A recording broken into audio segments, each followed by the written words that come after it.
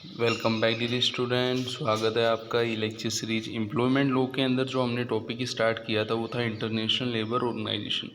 International labour organisations को हम part second के अंदर क्या क्या चीज़ें समझने वाले हैं उन्हें हम यहाँ देख लेते हैं। तो सबसे पहले हम समझेंगे कि ILO इंटरनेशनल लेबर ऑर्गेनाइजेशन की हिस्ट्री क्या है, जब से ILO का एस्टेब्लिशमेंट हुआ है, ठीक है ना। तो ILO की क्या प्रोग्रेस रही है उसको हम देखेंगे, और ILO ने ग्लोबल लेवल पर वर्कर के लिए कौन कौन से ऑब्जेक्टिव्स रखे थे उन्हें भी हम देखेंगे। स्ट्रक्चर क्या है जो ILO की है उसे हम समझेंगे।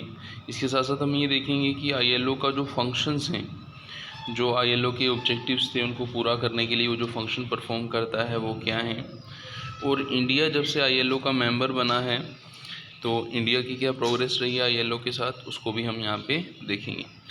तो करते हैं लेक्चर की शुरुआत पार्ट फर्स्ट से, जिसका टाइटल है आपका, सब टाइटल है आपका हिस्ट्री ऑफ ILO। तो ILO जो है 1919 में एस्टेब्लिश हुआ था, ट्रीटी ऑफ वर्सेलाइज, जो एक एफिलिएटेड एजेंसी है लीग ऑफ नेशंस की। और RBI जो है, जो आपका ILO है इंटरनेशनल लेबर ऑर्गेनाइजेशन, वो UN की स्पेशलाइज एजेंसी है 1946 से, और इसका हेडक्वार्टर जो है जिनेवा स्विट्ज़रलैंड में है। जब कोई भी ऑर्गेनाइजेशन का इस्टेब्लिशमेंट किया जाता है तो वो कुछ मिशन वगैरह लेके रखता है। तो वो मिशंस में हम देखें तो ILO का मिशन क्या है, सोशल जस्टिस। सोशल का मतलब ये है कि जो भी सोशल सोसाइटी के लिए लेबर जो हैं उनके साथ जस्टिस हो, इनजस्टिस नहीं हो, और वो यूनिवर्सल लेवल पर हो। और इसी के अलावा ग्लोबल लेवल पर पीस जो है वो इस्टेब्लिश करना। Promote internationally recognise human labour right, कि ह्यूमन के जो लेबर जो है, सबसे पहले ह्यूमन है तो उसको जो ह्यूमन राइट है वो मिलने चाहिए, लेबर के जो राइट हैं वो उसको मिलने चाहिए। 1969 में ILO को जो नोबल प्राइज़ मिला था नोबल पीस प्राइज़ जिसको हम बोलते हैं, वो किस लिए मिला था, for improving peace among classes, कि वो different different class of labour के अंदर जो उन्होंने पीस का एनवायरनमेंट एस्टेब्लिश किया था उसके लिए मिला था। परस्यूइंग डिसेंट वर्क, कि वर्कर्स के लिए अच्छा वर्क किया था उन्होंने। And justice for the worker, कि वर्कर के लिए उन्होंने इनजस्टिस की एक्टिविटी को कंट्रोल करके जस्टिस की एक्टिविटी को बढ़ावा दिया था। इसी के अलावा हम देखें कि जो ILO के मेंबर कंट्री हैं, डेवलपिंग कंट्री हैं, ILO उनको प्रोवाइड टेक्निकल असिस्टेंस भी करता है, ठीक है ना, providing the technical assistant to the developed nation.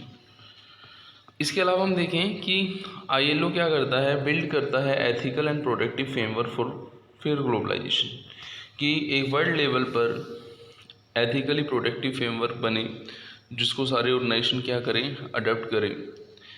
इसके अलावा हमें ये भी ध्यान रखना है कि ILO जो है ट्रिपल प्रिंसिपल जो है, negotiation with the organisation and are held between representative of the government, trade union and member state, ये इन तीनों का ही ध्यान रखता है, इन तीनों प्रिंसिपल का ही ध्यान रखता है।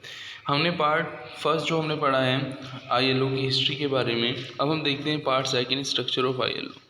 तो ILO की स्ट्रक्चर में यदि हम आते हैं तो यहाँ पे 3 मेन बॉडी आती हैं, हम देखें, जिसमें गवर्नमेंट भी होती है, ट्रिपल स्ट्रक्चर के अंदर एम्प्लॉयर भी होते हैं, वर्कर भी होते हैं। तो पहले आती है इंटरनेशनल लेबर कॉन्फ्रेंस, जैसा कि नेम से क्लियर है, इंटरनेशनल लेबर स्टैंडर्ड को बनाना, पॉलिसीज़ को बनाना, और ये सब एनुअली जो जिनेवा स्विट्ज़रलैंड में मीटिंग होती है वहाँ पे इन चीज़ों को डिस्कस किया जाता है इंटरनेशनल पार्लियामेंट ऑफ लेबर के साथ। और इस डिस्कशन के बाद जो भी क्वेश्चंस होते हैं वो फोरम के सामने डिस्कस किए जाते हैं। फिर आता है गवर्निंग बॉडी। गवर्निंग बॉडी के अंदर जो एग्जीक्यूटिव काउंसिल ILO है, जो साल में 3 बार मीटिंग रखती है, उसके अंदर ये डिस्कस किया जाता है decision of ILO establish the programme and budget which it submit to the conference for adoption, कि क्या बजट रहेगा, क्या प्रोग्राम रहेगा जो कॉन्फ्रेंस को हमें सबमिट करना है।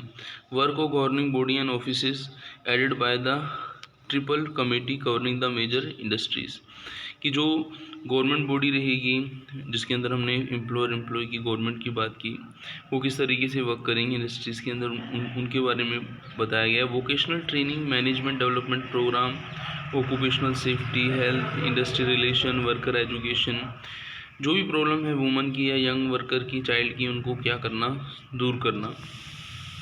इंटरनेशनल लेबर ऑफिस जो है वो एक परमानेंट सेक्रेटरीट माना जाता है ILO का, जिसका जो फोकस रहता है वो किस पर रहता है, ILO की ओवरऑल एक्टिविटीज़ पर, जो leadership under the leadership of the director general work करता है। फिर हम बात करेंगे रीजनल मीटिंग ऑफ ILO की। जैसे कि हमने थोड़ी देर पहले ही पढ़ा था कि ILO जो मीटिंग लेता है वो एनुअली मीटिंग तो लेता है, इसके अलावा रीजनल मीटिंग भी लेता है। यहाँ पे हमने पूरा किया जो स्ट्रक्चर थी ILO की, जिसके अंदर हमने 3 स्ट्रक्चर देखी थी, जहाँ पे आपका गवर्नमेंट का था, एम्प्लॉयर्स का था, एम्प्लॉय वर्कर का था, और यहाँ पे हमने international labour conference, governing body, international labour office और इनकी जो रीजनल मीटिंग है उनकी हमने बात की। अब हम देखेंगे फंक्शन ऑफ ILO।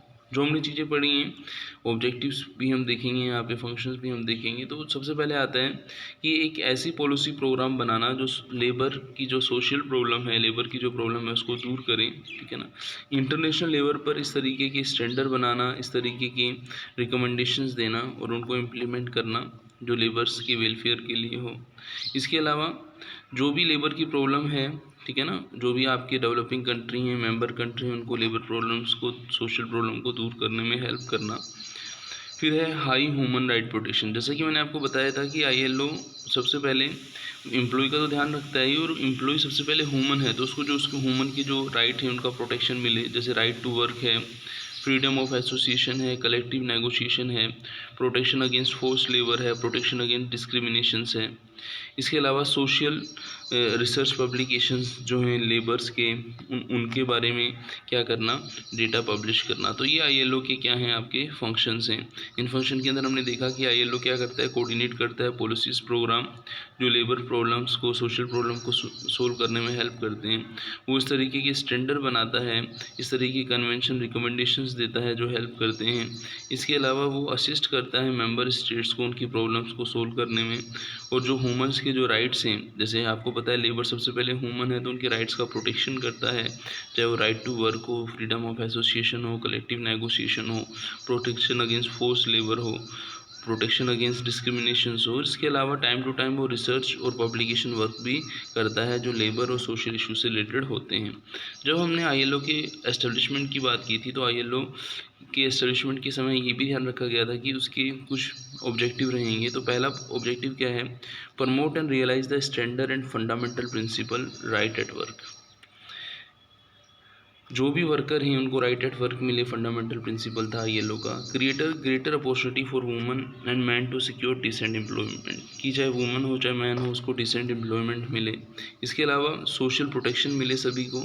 इसके अलावा जो भी स्ट्रेंथ मिले, जो भी हमने बात की थी, एम्प्लॉयर एम्प्लॉय गवर्नमेंट की बात की थी, उस लेवल पर स्ट्रेंथ मिले, हेल्प मिले एक दूसरे को।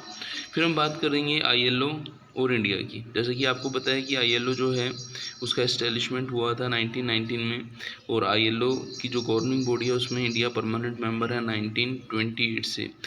इंडिया में ILO ने अपना फर्स्ट ऑफिस जो था after becoming permanent member of ILO 1992, after 6 year 1928 में अपना परमानेंट ऑफिस भी खोला था। और वहाँ पे भी वही चीज़ थी जो म्यूचुअल ट्रस्ट रेस्पेक्ट की थी, जो गवर्नमेंट्स के बीच में, एम्प्लॉयर के बीच में होनी चाहिए, उसकी बात की थी, ट्रिपल पार्टनरशिप की बात की गई थी।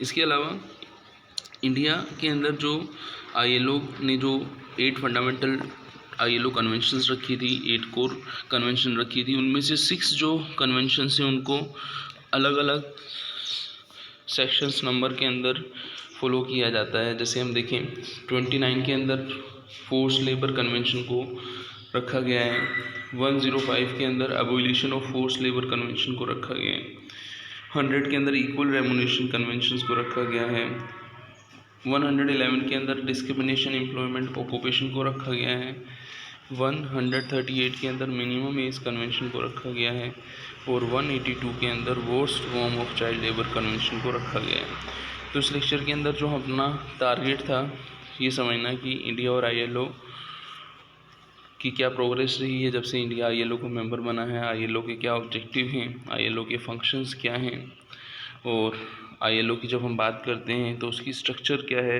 किस स्ट्रक्चर से ILO गवर्न होता है, और ILO की हिस्ट्री क्या है। इस सेकंड पार्ट के अंदर हमने इन टॉपिक्स को पूरा किया। यदि आप इसी से रिलेटेड और भी चीज़ें समझना चाहते हैं ILO से रिलेटेड, तो ILO का जो पार्ट फर्स्ट का लेक्चर है, जो अपना लेक्चर 3rd था, आप वहाँ पे डिटेल में उन चीज़ों को समझ सकते हैं। तो मिलते हैं नेक्स्ट लेक्चर में, वहाँ पे किसी नेक्स्ट टॉपिक के साथ। थैंक्स।